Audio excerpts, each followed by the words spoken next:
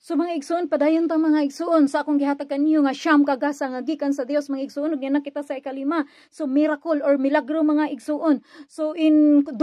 Corinthians chapter 12 verse 12 mga igsoon, I persevered in demonstrating among you the marks of a true apostles, including signs, wonders and miracles mga igsoon. Apan mga igsoon, ang tao nga maghatag og mga milagro mga igsoon katong naa nagtuo kang Hesukristo mga igsoon og nagbuhat sa usa ka buhat sama kang Kristong mapabsanon mahigugmaon sa tanan mga igsoon og naghatag kana siya og sign and wonders or mga gahom sa tanan mga igsoon, mao kana ang matuod nga apostoles sa Dios mga igsoon. Apan mga igsoon, kung makakita ikaw naghatag og